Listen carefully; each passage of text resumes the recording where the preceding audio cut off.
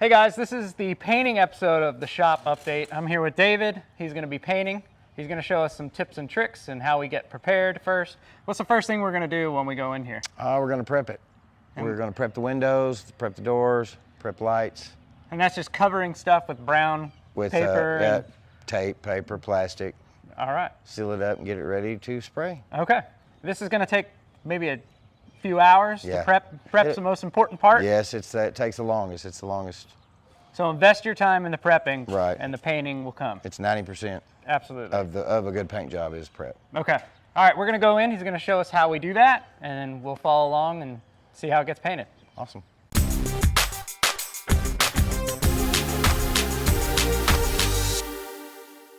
I am plasticking off a light that's in here. I had to change out the bulb because it was a hot bulb, and I need to be able to see, so I'm gonna put a little plastic on it. So a hot bulb is one that gets physically hot to the touch, and if you wrapped it in plastic, it will melt. It will melt. Yeah, I mean, it won't start a fire or anything, but you don't want your bulbs all messed up like that. So this is the one light I kept in the shop. Yeah. Because this is a walled off closet to where you won't be able to see what you're doing. Right. So now this one will be cool. It will be in just a moment. And covered, and it won't melt. Right. Just a quick little boom, boom, boom. There we go. Throw a little tape on the edges of it, and it'll be sealed. And I'll still be able to see. That's the most important thing. Yes. Because it's kind of dark in here. Mm-hmm. Dust brush, very important for painting. What does it do? What does it do? Well, if I don't dust these out and then I spray this seal right here with all this dirt and dust on it, it'll just blow off onto everything. True. It'll be all up on the windows, sides, and all that stuff. Yeah.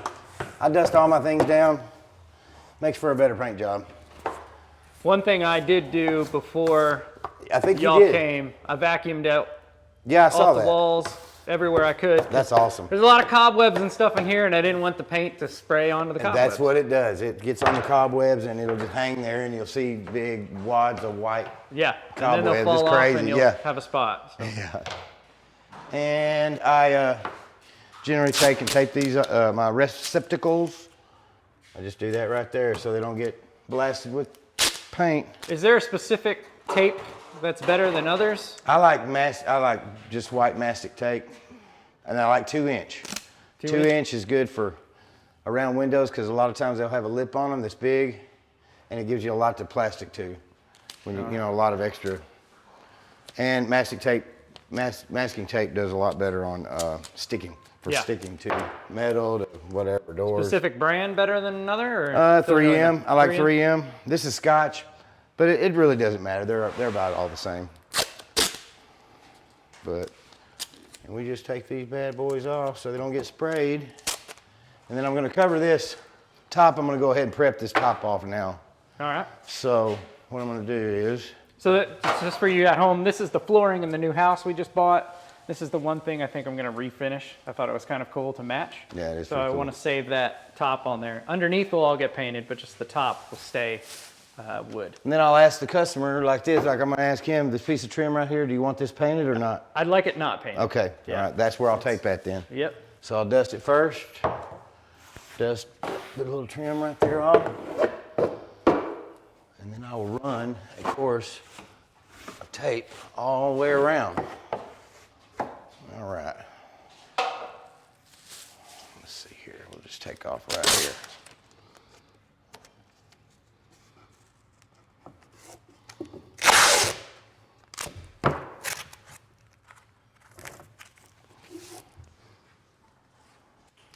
Generally go past it, and then I just cut it off. It's a lot easier for me because I can make a sharp corner that way. Right. Just with a regular razor blade knife. Yes. Yeah, sure.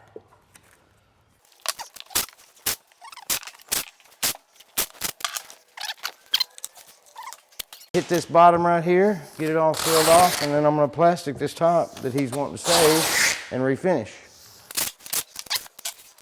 We were talking about, man, prep is 90% of a paint job. I've seen many jobs where people go in and they prep, and if they don't do a good job, I mean, it takes more time to prep than it does paint. It'll probably take me maybe a couple hours to spray this out. It'll probably take 3 or 4 hours to prep it. It's just a lot more time, and it's just a lot more to it than people think. And this is my 12-foot plastic. I'm just gonna run this like this. It sticks real well to this tape. This is what I really like about this tape the most, is how well it sticks to it. All you gotta do is touch it. So you left that edge up so you can just shove the tape right on in. Right. That way in the plastic, it'll be sealed. Right. You know, I just run down on it. Yeah, sir, that's how. And that's why I like 2-inch tape, because I can flip it down like that and just go boom, and you know what I mean? That is covered, sealed. And you know, our spray rig has 3,200 PSI on it, so it pushes some real heavy duty air. I mean, 3,200 pounds per square inch is a lot of pressure. So things have to seal, so you gotta have good tape. Right. That's a big deal. So don't get the cheap don't Family just, Dollar. Well, I mean, yeah, it depends. Sometimes it's all right, and sometimes, but yeah, I'm Sherwin-Williams person ourselves in Lowe's. You know, they got pretty good tape there too. It's all about what you're used to using, you know. And if you want a quality job and you want to get all the wrinkles out of it, you don't want it flopping up on your paint, what you're fixing to paint, so you want it tight. And then we call that game tight.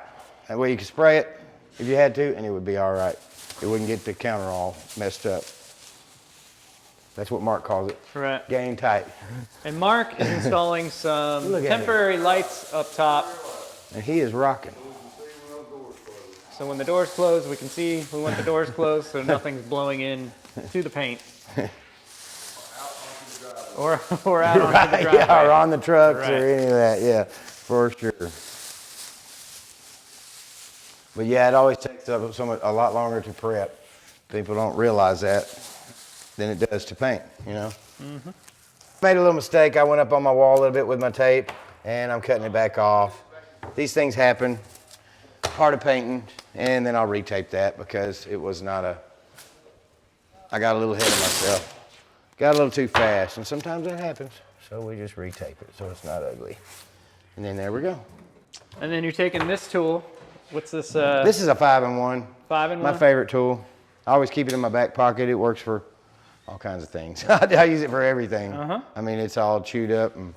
And you were rubbing it up against there to get the tape in? I was actually trying to tuck the tape with it. Yeah. And I ended up ripping it. So I just Okay. retaped it. But I was going to try to cut it with it, but it's not sharp enough. All right.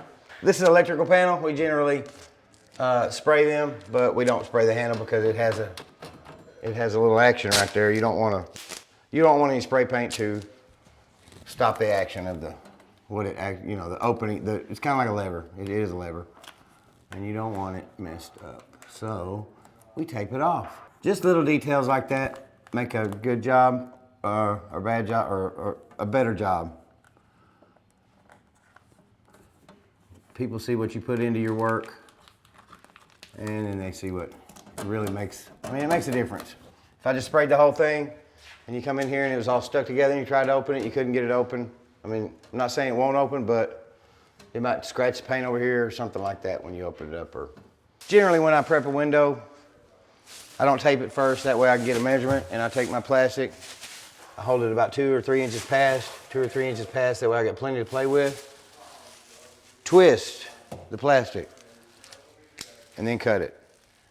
It makes it easier to cut, and it makes a straighter piece of plastic when it unrolls. So I'm gonna take this window off. It's got a little paint already on it, but I still like to keep it nice and game tight. We don't want a bunch of paint all over the glass or anything like that.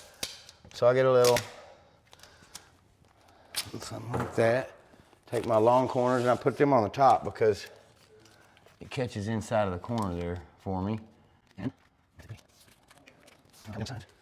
like this. Well, I like to cut my stuff, or rip it kind of like that. Gives me a point of access when I go into that corner like that. I just lay that in there. And this is where my 5 comes in. I love this thing. Mark showed me this a few years ago. Let your tape dangle. Drop your 5 in there like that. Bam. It's a nice cut. I like that. Those are some of the little tricks that speed up the process. so I don't have to pull out a knife. And then I find the end of the plastic, which is not always an easy thing to do. And that's what the 2 inches extra on each side is for. I hit the center, go to the right, go to the left, and then put my hand in behind it like this so I can get that seal that I need for that pressure, that sprayer when I spray up in here. And then that little black spot right there, I will put a piece of tape in there. But it's good to run all the way down one side, because if I tried to go all the way across the top and then down this other side, this might pull out, and then it'll be short. So, and then I'll take and fold under, twist under like that, and make it tight. I want it tight on the glass because of the spray. When I spray it, it's got a bunch of air in it, it'll blow and it'll flap off into my seal, my pane, my window sides, and it'll be a plastic all in your paint. So we don't try not to do that. Just little things. Oh, go ahead if you need that. Go ahead and take it. And then I'll cut the bottom right on it. Just like sometimes I have sharper knife blade. Take that, get a little tuck, get a halfway piece. I'm not trying to go all the way. I'll touch it on that tape to where it sticks to it, and then I'll tuck it in the bottom like that. And that makes very close to done. Without a whole lot of effort, you know.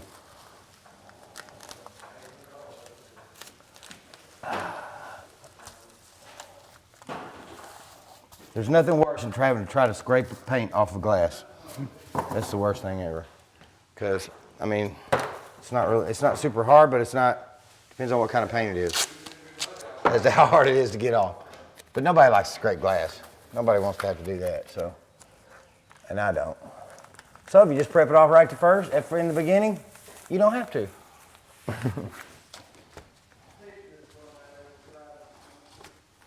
And that is a window done, ready to go. All right, what I'm gonna do here is I'm just gonna take straight down off this, because I've got to have something. These brackets here are separated off the wall. They keep all this off, and I've got to seal this door in. So what I'm gonna do is just plastic off the whole door off the wall, and then I'll come back and paint all this later that I have it, that's gonna be covered up. So that way, that's what I'm gonna do.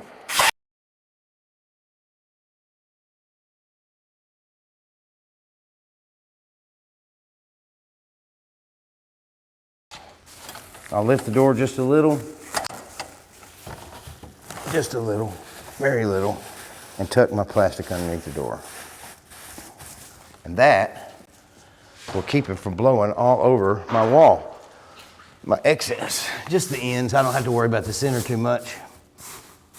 And the reason I'm not covering the floors is because he's gonna paint the floors, he's gonna epoxy the floors, so we don't have to cover them. We can paint right on top of them, which is really awesome, because that is a lot of work, covering floors. A lot of work that has to be done. And we got the stove all wrapped up to the ceiling. This will eventually get painted black again. That'll be a separate video when I work on that myself. Show you DIY how to clean it, repair it, paint it, restore it.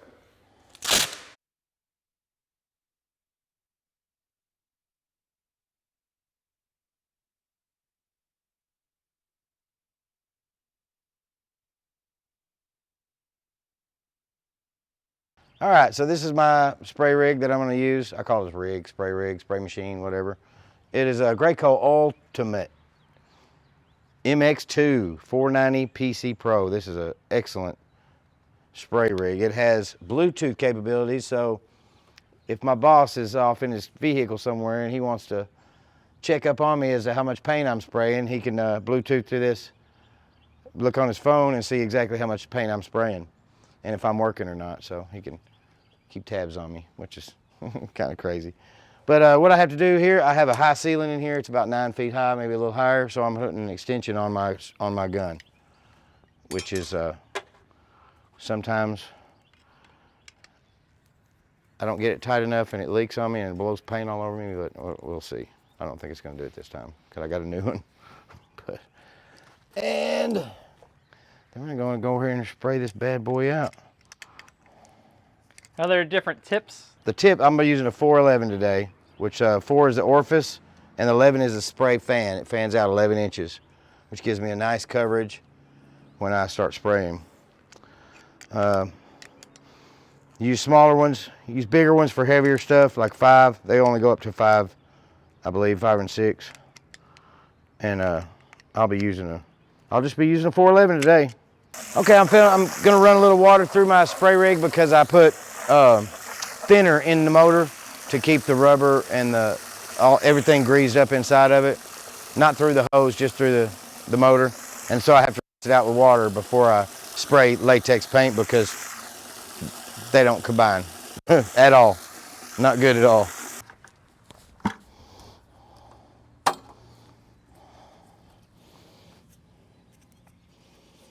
Oh, I like this spray rig because it's super quiet, super powerful, and it does exactly what you want it to do. I love this bad boy. All right.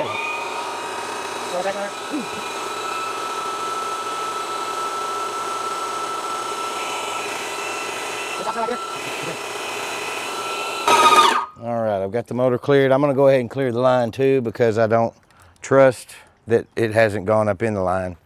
So I'll flush the line too.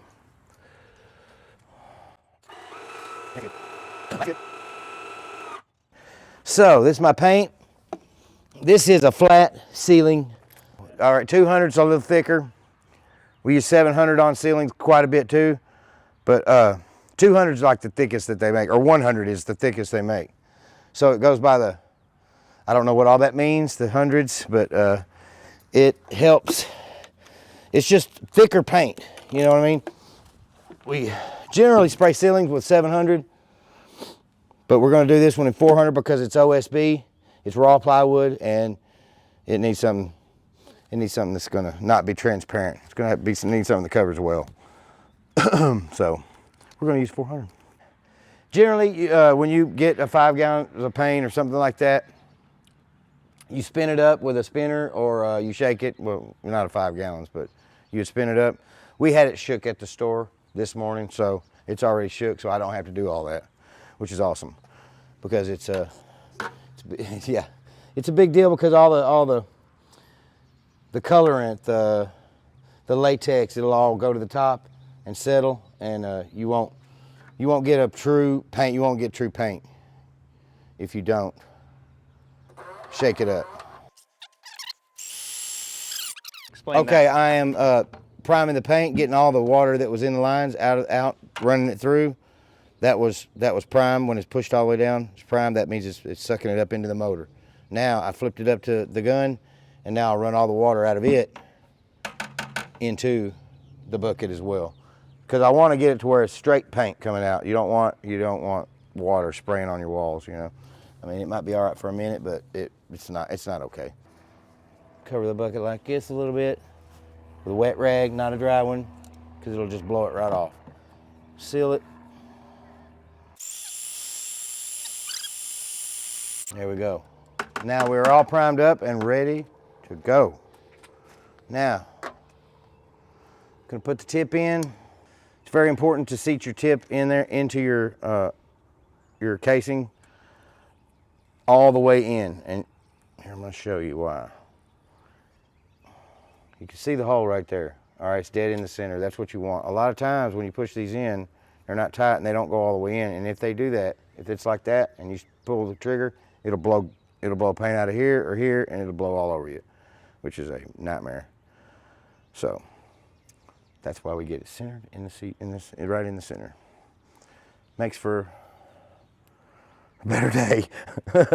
I'm not trying to have a bad day. So, okay, I'm gonna slide this up under here, the gun up into the garage that I'm working on, because I have these doors all plasticed off and I don't wanna, oh, I can't open the doors. So I have to go in a side door. So I'm gonna slide this under here. And I got my hose where I want it, all the way out there, out of the way. So when I pull it, I don't knock anything down, get everything out of my way. Have my other paint ready because I'm gonna have to come back out here and, because this is a pretty big job, I'm gonna have to come back out here and refill my paint. So I'll have it all ready for myself because I'll be all suited up and yeah, it'll be hot. So I'm gonna test out my gun so I don't have to walk back outside and adjust my pressure. So I'm just gonna hit a couple spots real quick and just see what it's gonna do.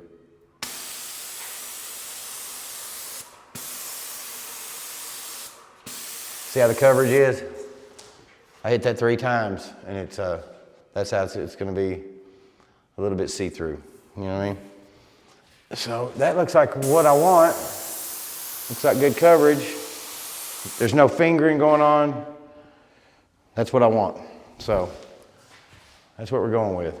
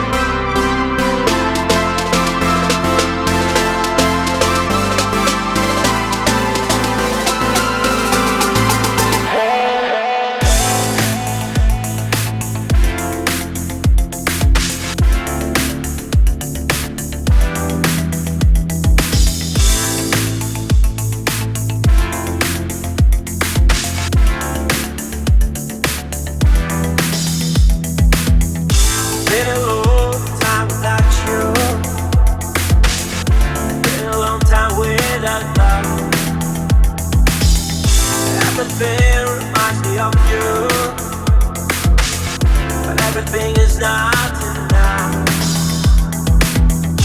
Really out by the ocean, and all of those white hot sands, where every sunrise is just for you. So come along and take my hand.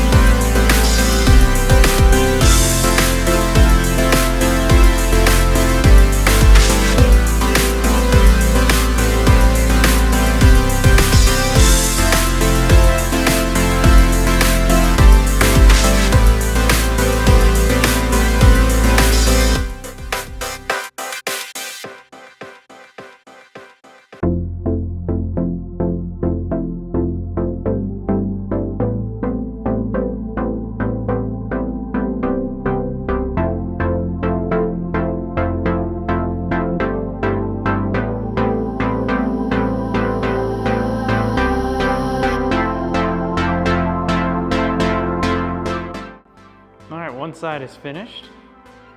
It is OSB, and I'm not going crazy amount of coats because it costs a crazy amount of money, and it is a shop, so we are getting it white all the way through. This side is definitely better. We didn't worry about the overspray on the ground because we're gonna paint that and epoxy it. So we'll get this side done, and then it will be done with paint. And you can see the OSB really sucks it up. So if you're gonna go cheap on the wall, you may end up paying for it in the paint. You'll have to pay more to really coat it and get a solid look. But this is great for me. It already existed, so I didn't spend more money on the wall on this. So there you go. Really out by the ocean, and all of those white hot sands, sunrise is just for you. So come along and take my hand.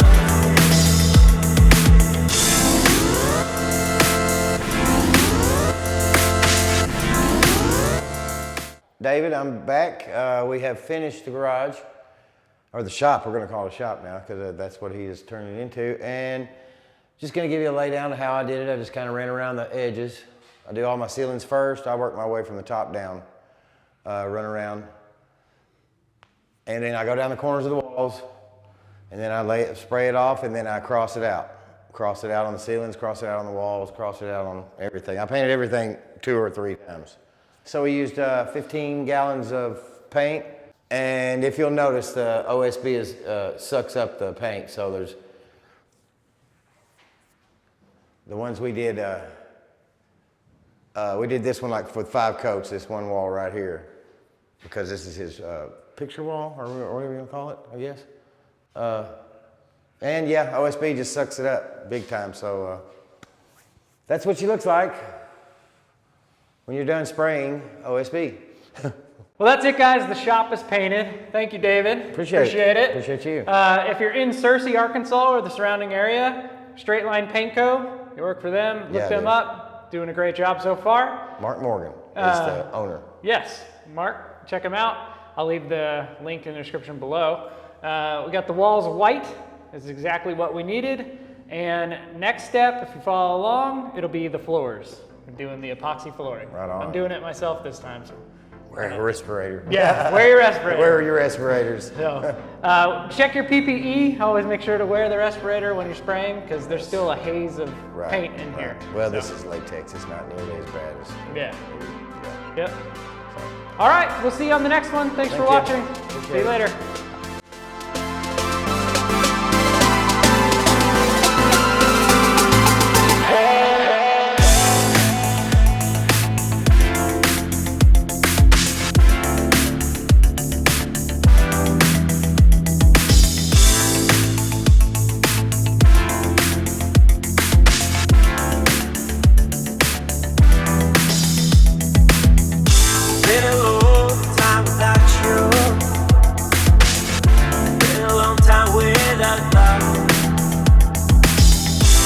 Everything reminds me of you, but everything is not enough. Really hard by the ocean, among all those white hot sands, where every sunrise is just for you. So come along and take my hand.